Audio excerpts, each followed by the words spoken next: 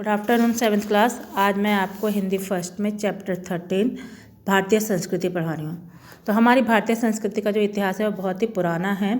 सबसे पहले हमें जो हमारी भारतीय संस्कृति का इतिहास है उसको समझने के लिए हमें संस्कृति शब्द को समझना होगा। संस्कृति का सामान्य अर्थ होता है मानव जीवन के दैनिक आचार विचार, रहन सहन तथा क्रियाकलाप। जो हम कार्य करते हैं, जो भी हमारा व्यवहार होता है, जो हमारा रोज़मर्रा का जीवन है, वो हमारी संस्कृति कहलाता है। तो संस्कृति विचार और आचरण के वे नियम और मूल्य हैं जिन्हें कोई समाज अपने अतीत से यानी पुराने समय से प्राप्त करता है।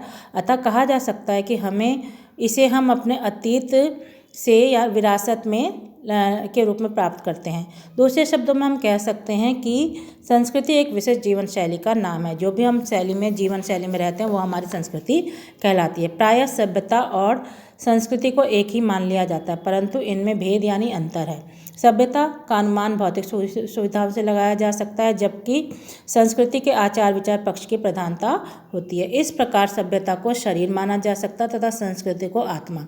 वैसे ये दोनों एक दूसरे के पूरक हैं, इन्हें अलग अलग करके नहीं देखा जा सकता है। जब हम भारतीय संस्कृति के स्वरूप का विचार करते हैं तो भारतीय संस्कृति प्राचीन काल से ही अपना निश्चित स्वरूप ग्रहण कर चुकी है। जब हम अपनी संस्कृति को देखते हैं तो हमारी संस्कृति जो है पुराने समय से ही अपना एक नया रूप धारण करती है। यह कब और कैसे विकसित हुई इसको हम निश्चित रूप से कहना सरल नहीं है। भारतीय संस्कृति को भली प्रकार से समझने के लिए हमें 3 चरणों में इसे बांटना होगा। पहला है वैदिक काल, दूसरा है मध्यकाल और तीसरा है आधुनिक काल। तो पहला है वैदिक काल। वैदिक काल में भारतीय संस्कृति का परिचय हमें वेदों से मिलने से लगता है। ये 4 वेद हैं और ये 4 वेद का नाम है ऋग्वेद, यजुर्वेद, अथर्ववेद और सामवेद। इस काल के साहित्य से ज्ञात होता है कि इस युग में समाज 4 वर्णों में आश्रमों में विभाजित था। ये 4 वर्ण थे ब्राह्मण, क्षत्रिय, वैश्य तथा शूद्र। इसी प्रकार 4 आश्रम थे ब्रह्मचर्य, गृहस्थ, वानप्रस्थ और संन्यास। पहले वर्णों का आधार जो था कर्म था, ना कि जन्म। समय के बीतने के साथ साथ सामाजिक स्थिति में बदलाव आया तथा जाति प्रथा प्रचलित हो गई और वर्ण जन्म के आधार पर माने जाने लगे। यानी पहले केवल कर्म देखे जाते थे, किसी के वर्ण नहीं देखे जाते थे कि कौन ब्राह्मण है कौन क्षत्रिय, ये सब नहीं देखा जाता था। कौन कैसा कर्म करता है उस पर होता था। लेकिन बाद में संस्कृति का विकास हुआ तो जन्म के आधार पर माने जाने लगे ब्राह्मण, क्षत्रिय, वैश्य, कि ये ब्राह्मण जाति का है, वैश्य जाति का है, क्षत्रिय जाति का है। भगवान महावीर और गौतम बुद्ध ने समाज में पनपी बुराइयों को रोकने का प्रयास किया। तो जब ये माना जाने लगा धर्म और जाति में देश बट गया, तब भगवान गौतम बुद्ध ने और महावीर स्वामी ने इन सामाजिक बुराइयों को रोकने का प्रयास किया। इन्होंने मानव धर्म को स्थापित कर भारतीय संस्कृति को आगे बढ़ाया। इन्होंने अहिंसा, प्रेम, सत्य आदि भावों को विकसित किया कि चारों धर्म एक हैं। चंद्रगुप्त मौर्य से लेकर सम्राट हर्षवर्धन तक का काल हमारे इतिहास का सर्वोत्तम काल माना जाता है। इस काल के शासकों ने धर्म, दर्शन, संगीत, चित्रकला, वास्तुकला आदि को बढ़ावा दिया। गुप्त काल में संस्कृत भाषा में महान साहित्य रचा गया। महाकवि कालिदास इसी युग में हुए। भारतीय और यूनानी कलाओं के मेल से कला को नई शैलियाँ विकसित हुई।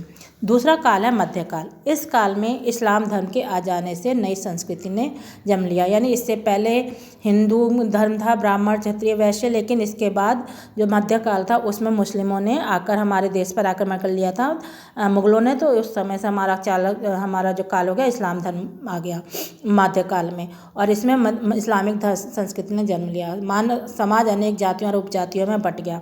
बाल विवाह, दहेज प्रथा जैसी बुराइयां समाज में पनपने लगी। बौद्ध धर्म और जैन धर्म अनेक शाखाओं में बट गया।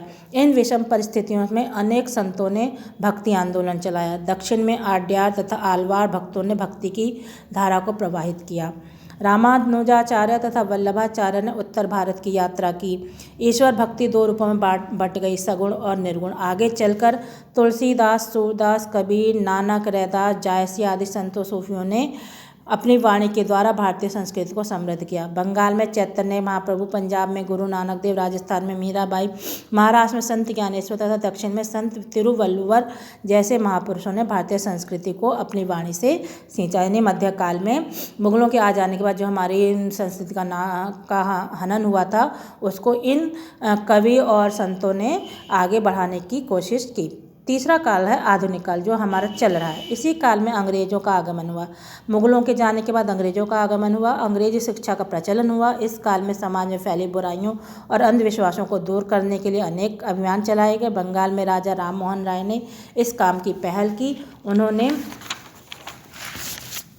ब्रह्म समाज की स्थापना की। उत्तर भारत में स्वामी दयानंद ने आर्य समाज का गठन किया। भारतीय संस्कृति के मूल्यों को स्थापित करने में महर्षि अरविंद तथा बाल गंगाधर तिलक ने महत्वपूर्ण योगदान दिया। महात्मा गांधी ने सत्याग्रह का मार्ग चुनकर सत्य और अहिंसा की भावना को बढ़ावा दिया। इस काल में भारतीय संस्कृति को जो रूप विकसित हुआ उसमें हिंदू, मुसलमान, ईसाई तथा सिखों ने एक साथ मिलकर सहयोग दिया। यह भारत की मिली जुली संस्कृति ही है। तो आज की जो हमारी संस्कृति है, हमारे इस देश में, भारत में चारों धर्म एक साथ मिलकर रहते हैं। भारतीय संस्कृति की सबसे बड़ी विशेषता यह है कि अनेकता में एकता। तो लोगों के प्रयास से, महान व्यक्तियों, सूफी संतों के प्रयास से, कवियों के प्रयास से हमारा देश आज जो है अनेकता में एकता इस नारे को पूरा करता है। कोई भी विदेशी जो भारत से बिल्कुल अपरिचित हो, एक छोर से दूसरे छोर तक यात्रा करे तो उसको देश में इतनी विभिन्नताएं देखने को मिलेंगी कि वह कह उठेगा कि यह एक देश नहीं बल्कि कई देशों का समूह है। इस देश में प्राकृतिक विभिन्नताएं तो इतनी गहरी हैं जितनी एक महाद्वीप के अंदर ही नज़र आ सकती हैं। जलवायु, खान पान, वेशभूषा, भाषा आदि में अनेक विभिन्नताएं इस महाद्वीप के अंदर ही नज़र आ सकती हैं। हम पर ध्यानपूर्वक देखा जाए तो इन विभिन्नताओं को ठीक उसी तरह पिरो लेती हैं जैसे रेशमी धागा भिन्न भिन्न फूलों को पिरोकर एक सुंदर हार तैयार कर देता है। ऊपरी तौर पर चाहे यह भिन्नता दिखाई देती है पर अपने आचार विचारों की एकता के कारण बनी हुई है। यही कारण है कि एक भारत में अनेकता में एकता के दर्शन होते हैं। भारतीय संस्कृति में अहिंसा को बहुत महत्व दिया गया है। यहाँ त्याग की भावना को बढ़ावा दिया गया है। हमें यह याद रखना होगा कि हमारी संस्कृति की महानता है कि अब हम संसार की अनेक प्रसिद्ध जातियाँ नष्ट हो गईं तब भी हम अपना गौरव बनाए रख सके हैं। हमारी संस्कृति में गतिशीलता, लचीलापन तथा ग्रहणशीलता के गुण हैं। इन्हीं विशेषताओं के कारण भारतीय संस्कृति विश्व में सर्वश्रेष्ठ मानी जाती है। प्रसाद जी के शब्दों में, हमारे संचय में था दान, अतिथि थे सदा हमारे देव, और वचन में सत्य, हृदय में तेज और प्रतिज्ञा में रहती थी टेव। तो कहा है कबीर जी ने कि हमारे दान में, हमारे संचय में था दान, यानी हमारा जो पुराना समय था और अब भी है, हम लोग अपने लिए बचा कर रखते थे, जो भी कुछ उसे दान में देते थे। अतिथि को हम सदैव अपना देवता मानते थे और वचन में हम केवल सत्य बोलते थे और हृदय में हमारे तेज होती थी, प्रतिज्ञा होती थी और है। तो इसी से हमारे देश की पहचान है। आशा करती हूँ आपको देश के बारे में समझ में आ गया होगा, इस पाठ के बारे में समझ में आ गया और हमारे देश की संस्कृति के विषय में समझ में आ गया होगा।